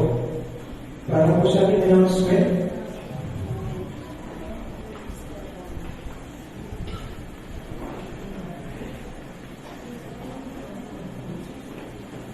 tingnan po natin. Naway tayo po lahat ay pumusok sa salita ng Diyos ngayong umaga. At naway lahat po tayo pahalang po natin yung final trumpet, no? Kasi tanging nakakilala sa Panginoong Jesus, tanging may relasyon sa Panginoong Jesus yung makakilig lang mo when the time comes.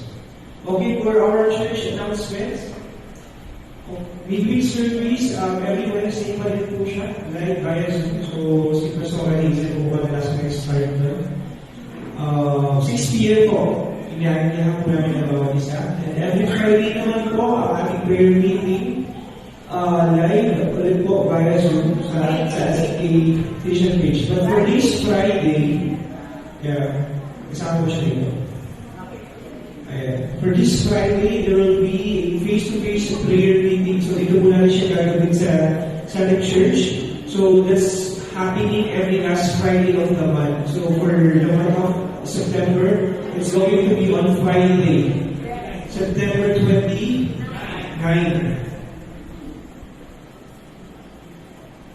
And for the topics po, this coming October 6, by next week po, October, so ilang buwan na lang po mag-countdown naman tayo sa Christmas again. So, napakabilis ng panahon.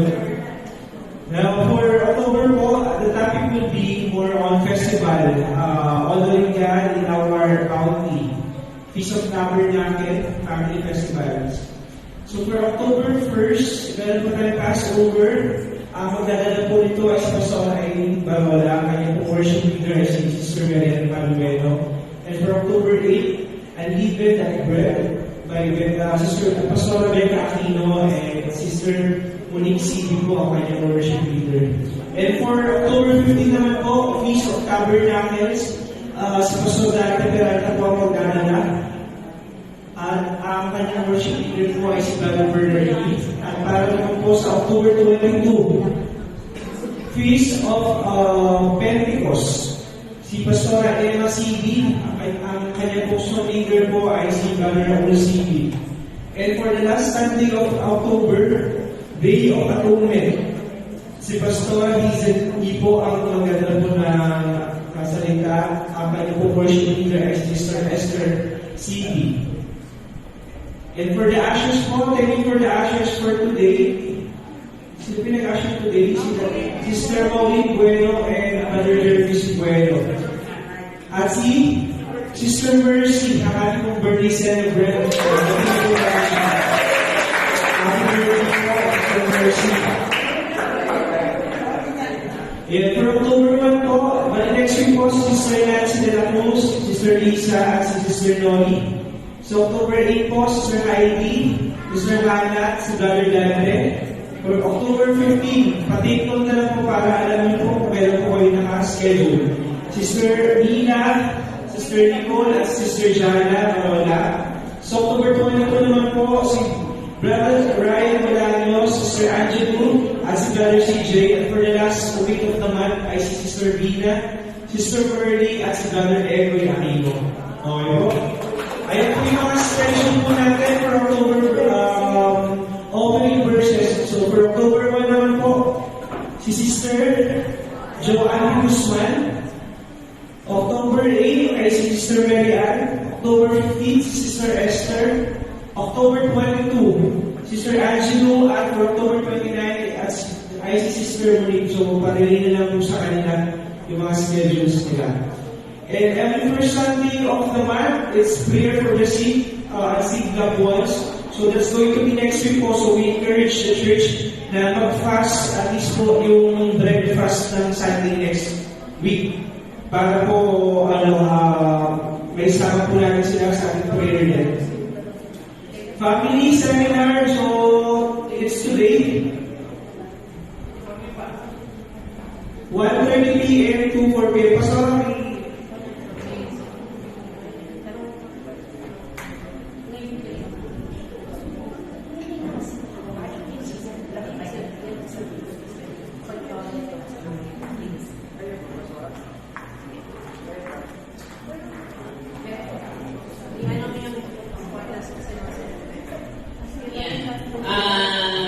supposed to be yung ating pong family seminar ay nung Sunday. Pero dahil po sa ating pong mga kanya-kanyang mga lakad at ang ilan po ay wala, kinonsider po namin yung factor na yun. Kung kaya ngayon po ay may libre pansit dahil po sa ating pong celebrant. So magkakaroon lang po ito na pwede po tayo mag-usog at right after naman po natin ituloy po natin ang ating pong family seminar. So malaking bagay na yun. Siguro wala nang dapat na umuwi dahil may pansin po tayo pagkatapos kumain. Ano lang, mag-start po tayo ang ating pong family seminar. Napaka-bless po nito. Alam niyo po, huwag po tayong mawala. Lalo na sa mga kabataan, kaya mga family, sapagkat nagpaplano po kayo magpamilya,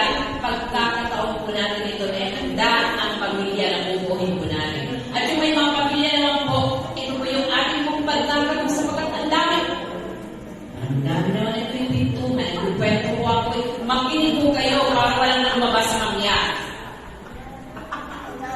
Wala pong special holiday ngayon, kaya ang holiday is for the Lord today. Dapat wala pang umuwi at i-google mo natin ang buong maghapon na to para po sa pakikinig ng family seminar.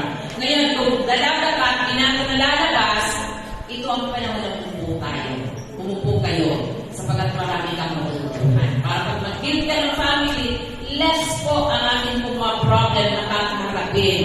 Dahil meron po tayo ng ulot ng aral para po tayo buo ng pamilya. So, kung meron po kayo mga importante na pupuntahan, makipagkita kayo sa akin at ako mag-a-approve kung karapat-dapat ka ng today. Okay? So, kung wala po, nasa pong palalakanan ang mga council and department. So, Saturday na po ang start. Maligay po ulit. Announcement, ibig sabihin makinig po tayo para alam mo kung ano bang ating pinag-usapan. So, sa Saturday, I start na po ng meeting since nagkaroon lang po ng closer po ng ano po natin ng planning as evaluation. Wala na po mag-i-evaluate. So, present your program ng bawat department sa Saturday para uunahin po natin ang mga departamento at ang mga susunod yung department apat na yes September 30 pa ayan, ang laki mo ng pagkakataon kala na Sunday na yun. So next this coming Saturday, next na first Saturday ng October, dapat prepare na po ang lahat ng department. Kaya nga first Saturday. So, lahat ng mga department, prepare na po kayo, especially yung 4 or 5 departamento, present your program for the next coming year para hindi ko tayo mag-ano ng mahabang panahon. So, lahat ng mga department, sunod-sunod po tayo, ibigay po natin kung ano po yung 4 na departamento, then yung ibang department na mayroon po tayo sa ministry and church, kinakailangan na po kayo sa inyong 5% para hindi po tayo mag-consume ng napakahabang oras at panahon. Okay, so much. Pagtatapos, kung wala na ng announcement, tayo po ngayon. Pangwapasan po tayo ng kanilang Maureen. So, 1 o'clock ang ating pong family seminar. Okay.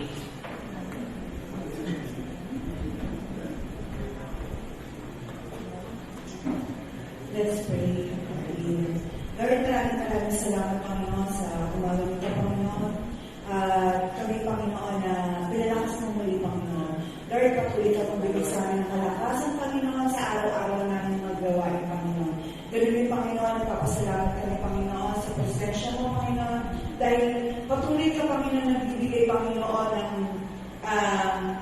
kalakasan, Panginoon, sa bawat isa, Panginoon. Maging ganun din, Panginoon, sa aming pansamantalang paghiwalay, Panginoon. Ikaw patuloy na magbigay ng gabay, Panginoon, sa amin, Panginoon. Ganun din, Panginoon, sa aming mga dagat na sa aming mga tahanan, Panginoon. Ikaw patuloy na mag-ingat sa buong isang linggo. At sa susunod na linggo, Panginoon, nawa, Panginoon, magkita kita muli kami, Panginoon, upang magpuli sa iyo, Panginoon. Lord, ang lahat ng ito nilapit namin sa matalas sa pangalan ni Jesus. Before ko po na ibigay ang benediction, nais kong tawagin si Joren. Pag-pray po natin si Joren, sapagkat ang kanilang anak, si Baby Zion po ay may mga test po ngayon na ginagawa dahil po sa kanyang paglabas pa lang po, hindi po, meron, hindi pa lang balik ka Joren, masan ka na ba?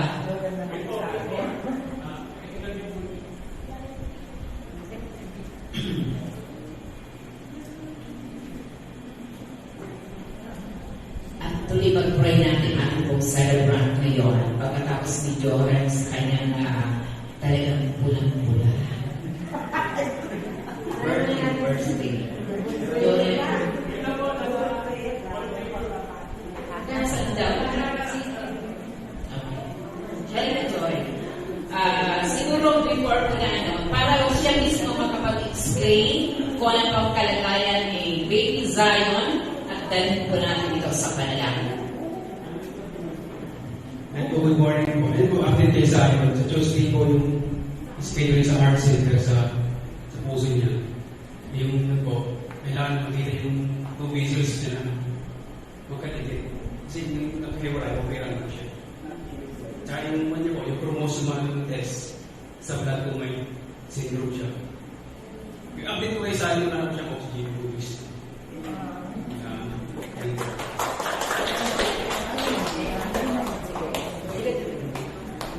Okay, sige, pinanawagan po ang mga intercessors. Ito na kayo.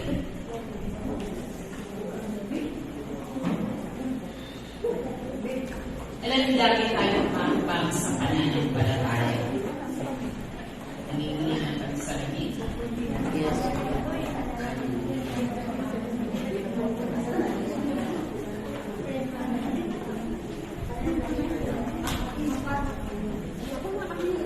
Okay, let's pray. This is a prayer of faith. Amen. Nasa buhay ng isang bata, nakalaob ng Panginoon sa pamilya. Taglayin niya ang kalakasan at biyaya na nagmumula sa ating Panginoon. Hallelujah. Hallelujah. Panginoon, sinabi mo sa iyong mga salita na sa panahon na itinayo mo ang templo, kinilala nila, Panginoon, na ikaw ang kanilang pangunahing kasama.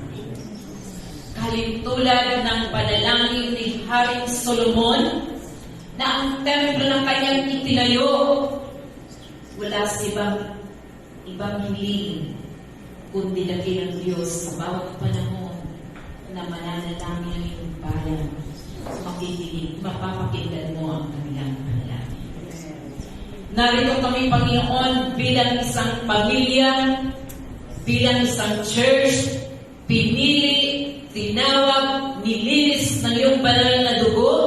Kung kaya, Panginoon, narito kami sama-sama na humingi ng pabor sa iyong makapangyarihang pangalan.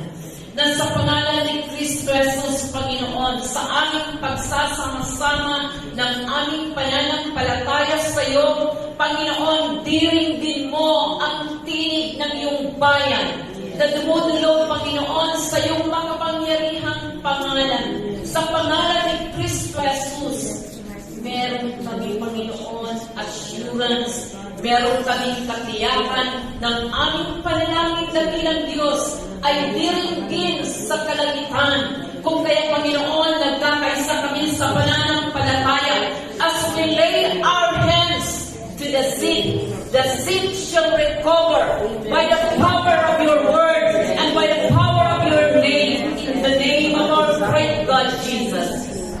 Right now, Lord, hinihiling namin ang iyong paper na yan. Sa pangalan ni Kristo Jesus, ipunan mo ang iyong mapagpalang kamay sa kalagayan na meron ngayon kay Zion. Dalangin namin, Panginoon, sa iyong makapangyarihang pangalan at sa dugo na pinigis mo na Diyos sa cross ng Calvary. Lay your hands in the name of our great God, Jesus. Hipuin mo, Panginoon, ang parte ng kanyang katawan. Mula na bilang Diyos sa kanyang puso, kung mayroon mang mga abnormality, Lord, ikaw ang nakakaalam ng lahat ng ito. At aming ipinagkakatiwala, Panginoon, sa iyo mapagpalang kamay. Kung kami kakapit ng may pananampalataya sa iyo, nagre-release ka ng blessing, the blessing of healing, the blessing of restoration ng buhay, the blessing of salvation, Panginoon. At hayaan mo, Panginoon, anumang blessing na igagawan mo kay Zion, it will give glory to your name. Kung kaya, Panginoon, pagpalain ng ilang Diyos ang buhay ng batang iyon, sa kanyang pinaroroonan sa mga sandali ito, Ama, inilalabat namin siya sa iyong mapagpalang kamay na ang lahat ng mga test na kanyang pagdadaanan, naroon ang iyong kamay, naroon ang iyong kapangyarihan, naroon ang iyong authority, naroon ang iyong blessing na i-release mo, Panginoon, upang upang ang iyong pangalan ay maluwalhati at magbigyan ka ng patuloy na karangalan. Bless mo ang mag-asawa, ano man ang kanilang mga hambang, ikaw ang patuloy na kumilos, maging dakilang Diyos ng patuloy na sustenance, patuloy nilang maranasan.